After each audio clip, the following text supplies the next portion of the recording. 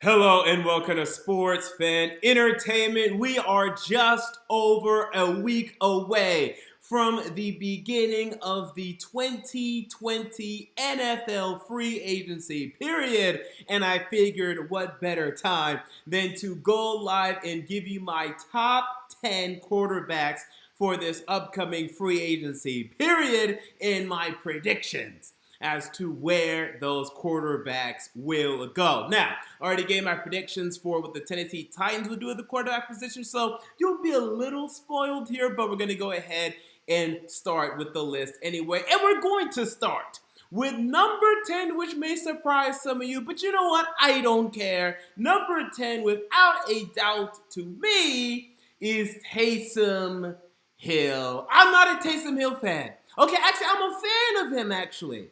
If we're not talking about him being a starting quarterback in the NFL, that is a conversation that I am not here for. This is a guy that has barely thrown any NFL passes, has been the third string quarterback for the New Orleans Saints. Now, as a Swiss Army knife, this guy is incredible. He can come into the game, he can catch passes, he can provide blocking, he can do a lot of things, he can run the football, there's a lot of things he can do for you.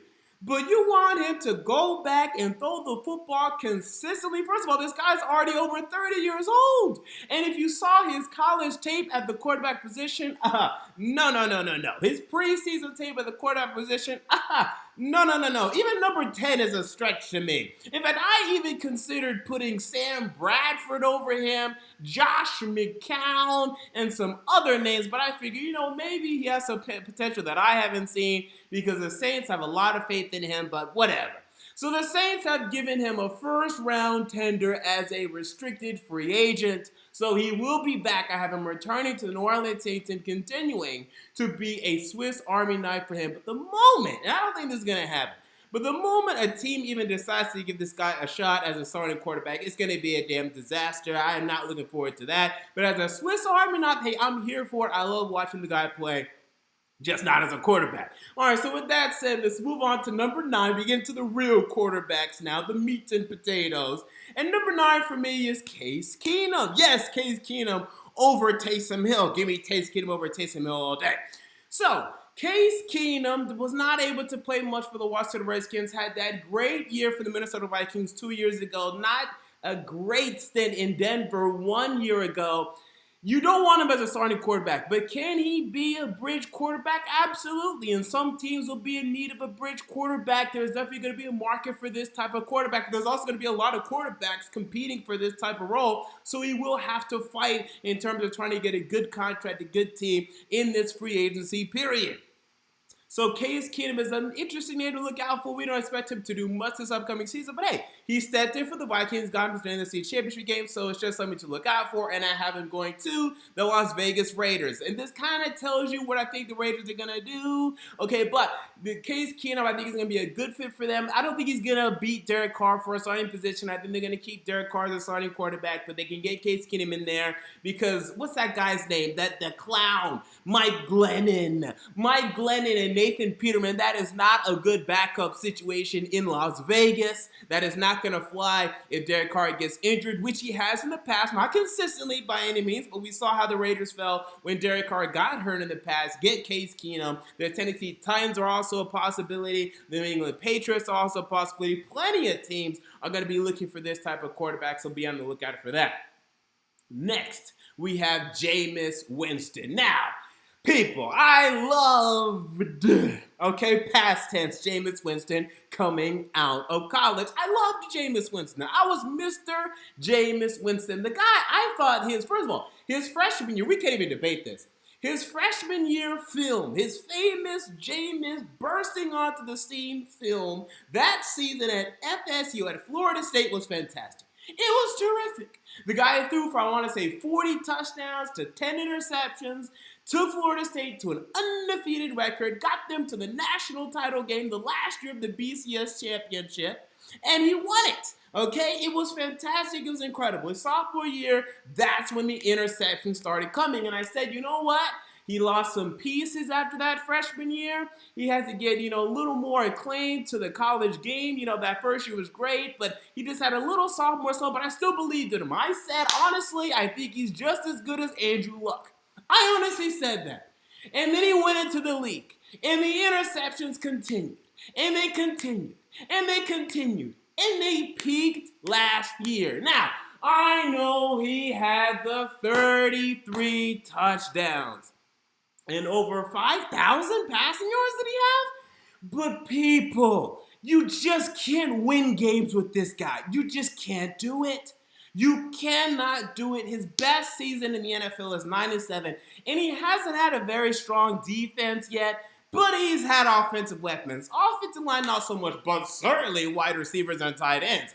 And with those wide receivers and tight ends, who he often just throws the ball up to, he gets picked off consistently. So what's going to happen when he goes to a worse team? And instead of throwing to Mike Evans and Chris Godwin and O.J. Howard and Cameron Brady and Deshaun Jackson, etc., he's going to be throwing to Robbie Anderson and Quincy Enunwa.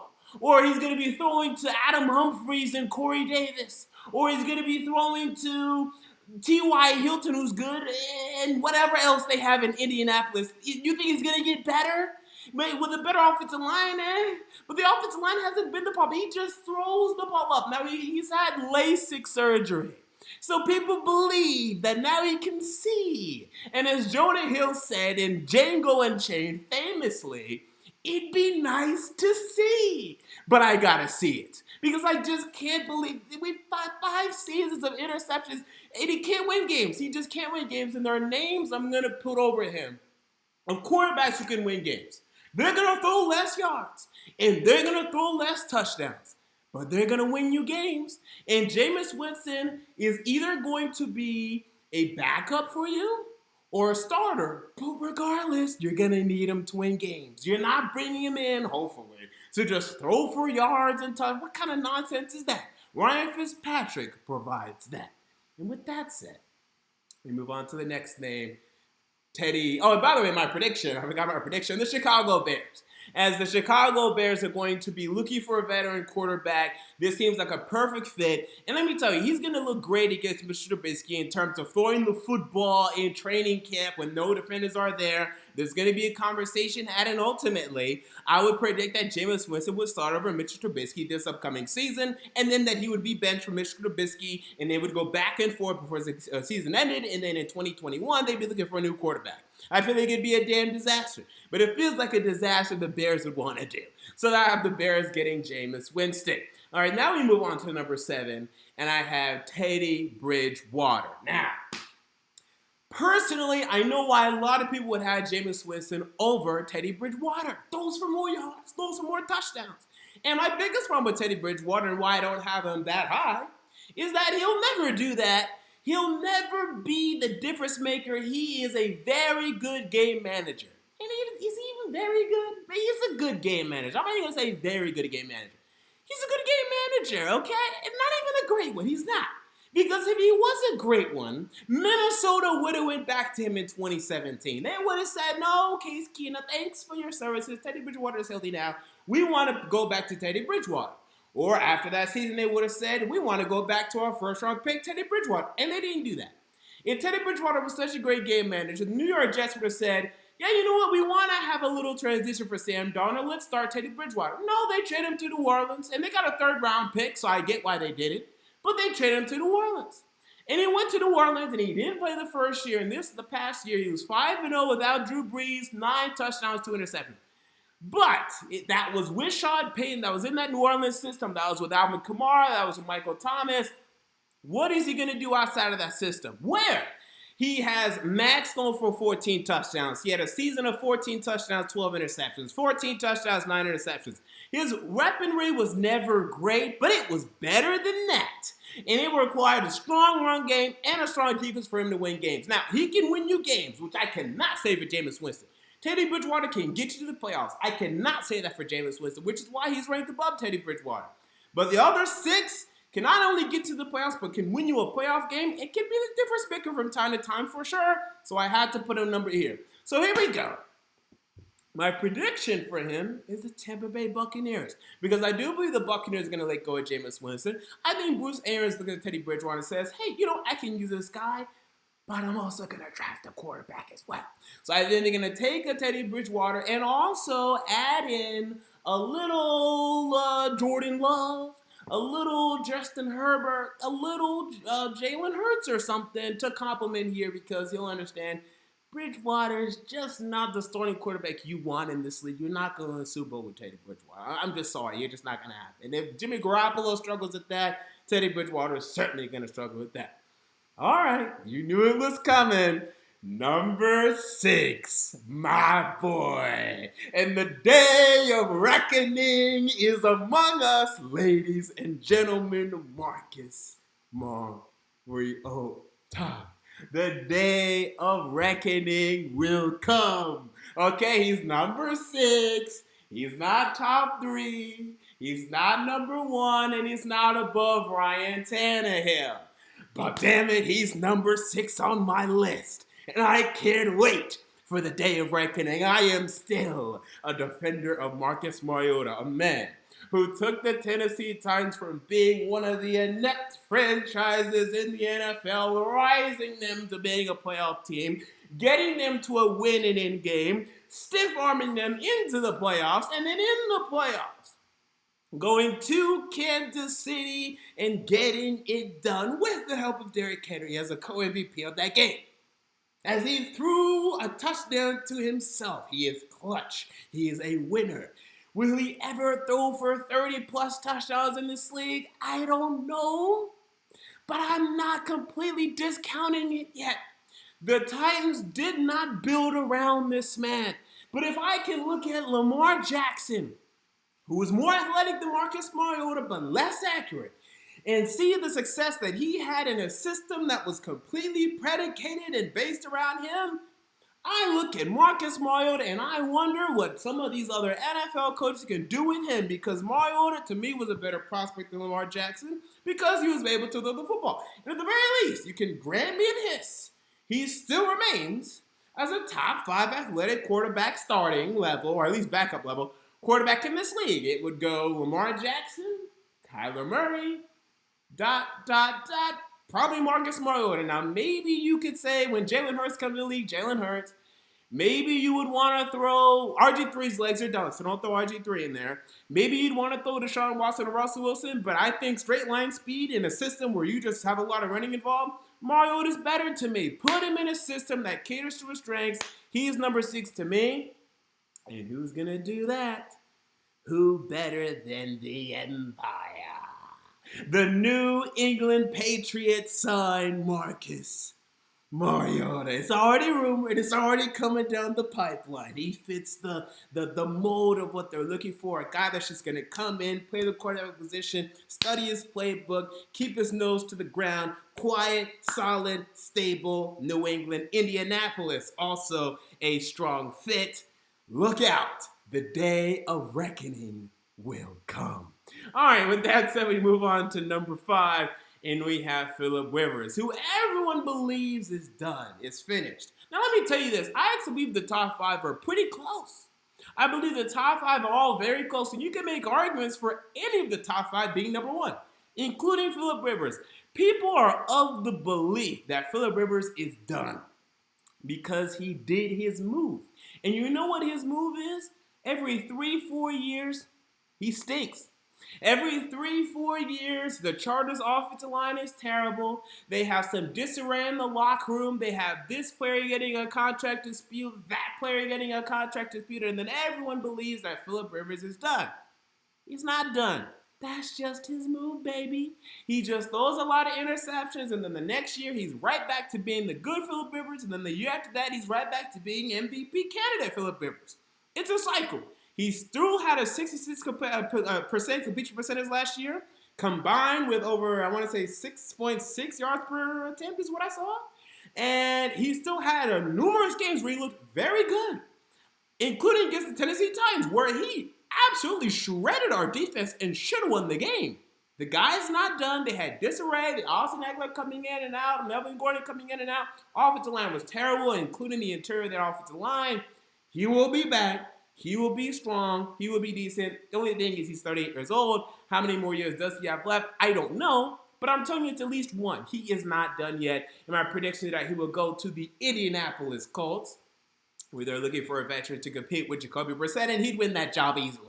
They would easily see him coming in there after Jacoby Brissett to be the starting quarterback day one. I told you all throughout the season I'm not a believer in Jacoby Brissett. The guy is not good enough. He was handheld in New England. He's been handheld in Indianapolis. Phillip Rivers and Frank Wright would be a pretty strong duo, and I think Phillip Rivers would get the Colts back to the playoffs at least one of the next 2 years, which, is bad news for me, but I think would absolutely be the case. Phillip Rivers to the Indianapolis Colts.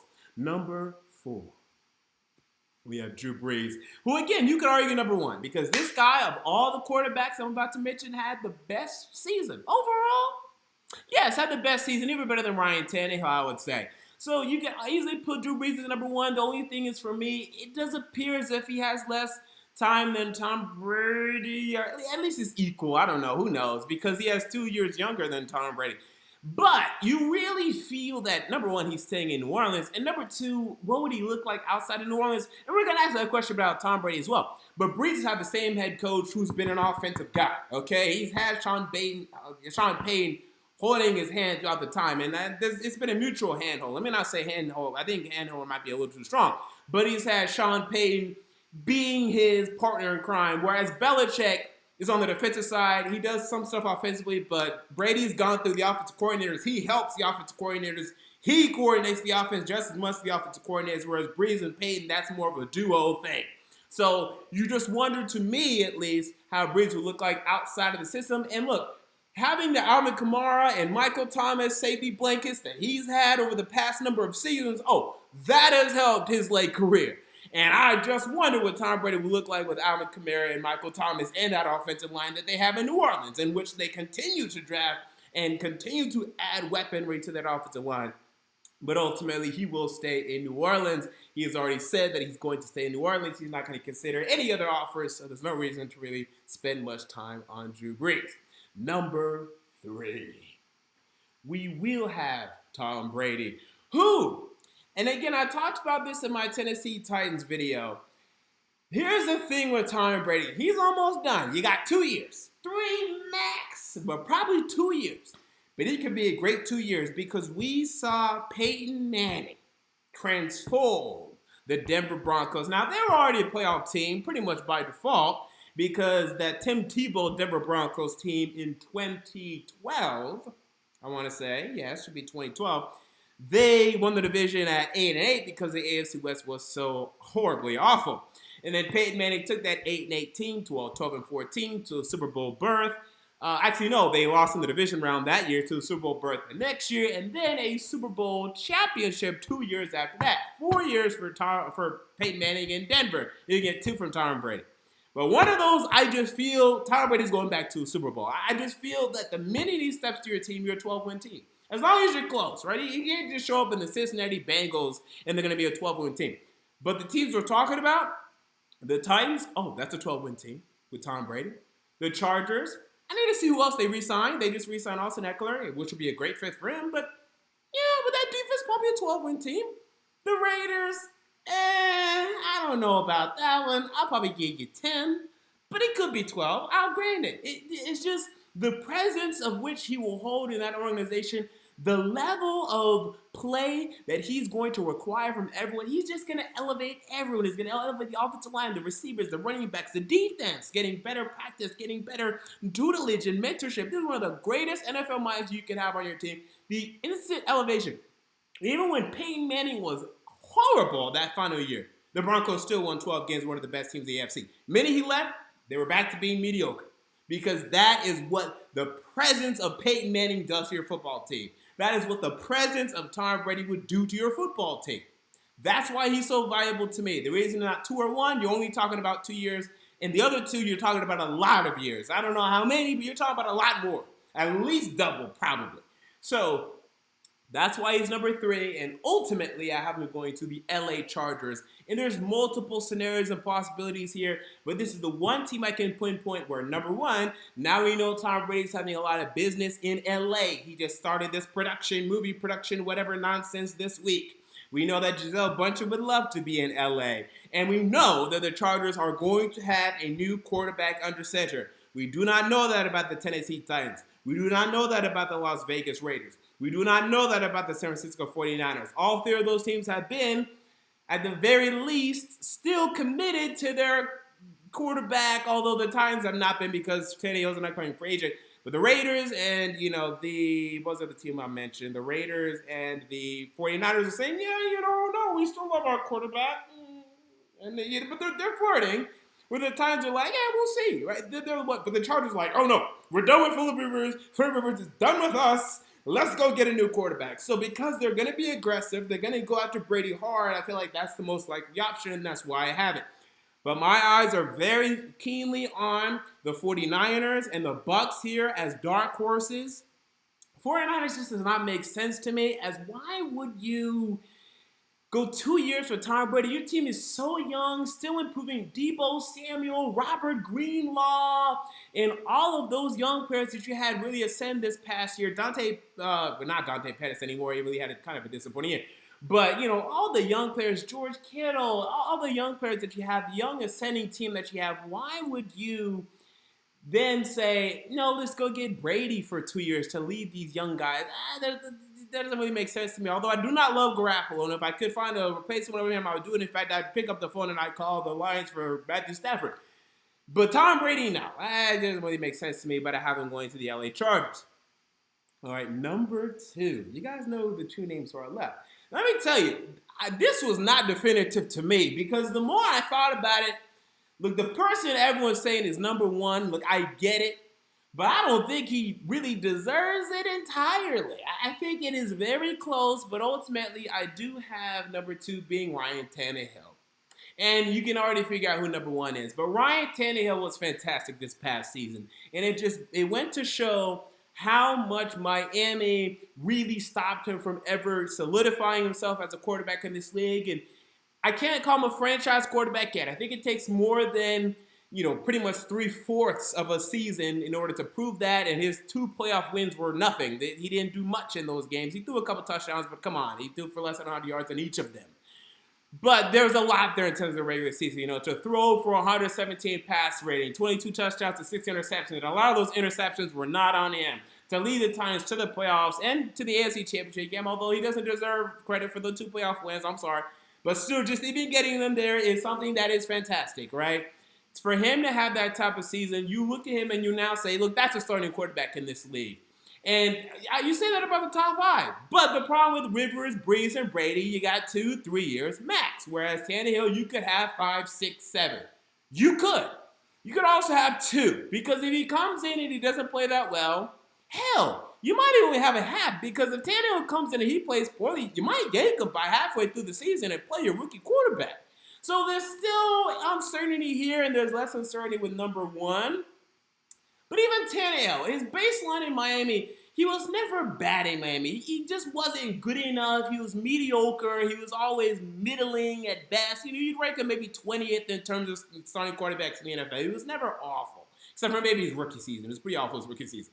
But outside of that, he was never awful. So Tannehill deserved to be number 2, and ultimately, to me, he will stay with the Tennessee Titans. I do expect this to happen within the upcoming 7 days before the franchise tag deadline. I think it's actually 6 days because it's next Monday now. So look out for that. But I believe Ryan Tannehill is number 2, and number 1 is Dakota Prescott. And the reason I actually struggled with this, because we've seen Ryan Tannehill play at an MVP level. That was an MVP level that Ryan Tannehill played last year. His first year outside of Miami. We've not seen that from Dak Prescott. Now, why did we see it from Ryan Tannehill? Because Ryan Tannehill finally had a run game, finally had a decent offensive line, finally had a decent defense. Dak Prescott has had that for the majority of the past 4 years. His rookie year was his best year. Maybe some people would argue 2018. Some people would argue even 2019. But probably his rookie season was his best season, Dakota Prescott. That 23 touchdown, 4 interception, you got the Cowboys in the division around? Yeah. Why? Because Ezekiel Elliott was going off. And then when Ezekiel Elliott got suspended when he missed those 6 games in 2017, you saw a different Dakota Prescott. Now, was the Dakota Prescott without Zeke versus the Ryan Tannehill in Miami who was better? I don't know or really care. I guess I would say maybe Ryan Tannehill. But I feel like because Dakota Prescott, he has the career pass rating now of 97.0. He has the 4 years of at least being decent. Probably the second year was not even that good. But 3 out of the 4 years, 75% of his career has been good. Whereas Ryan Tannehill, to use the word good, maybe only 40%, maybe only 3 of his 8 years. So I feel like Dak Prescott deserves it more. He's younger. He's still kind of on the up. But I feel like it's a big debate, a debate that people should have more. Today, I went Dak Prescott, but tomorrow I could have easily went Ryan Tannehill. And both of these guys, I'm not entirely convinced that either one of them is going to be starting in 5 years. We're not talking about a Carson Wentz out here. We're not talking about Deshaun Watson out here, Russell Wilson out here, Patrick Mahomes out here. But these are some decent quarterback options. Okay, definitely out there on the free market. Will either one of them hit the free market? Well, for Dak Prescott, my prediction is no. I do believe he will be retained by the Dallas Cowboys. I do believe they will franchise him. They will not come to a long-term extension, whereas I do believe the Titans will extend Ryan Tannehill to a long-term extension. We'll see.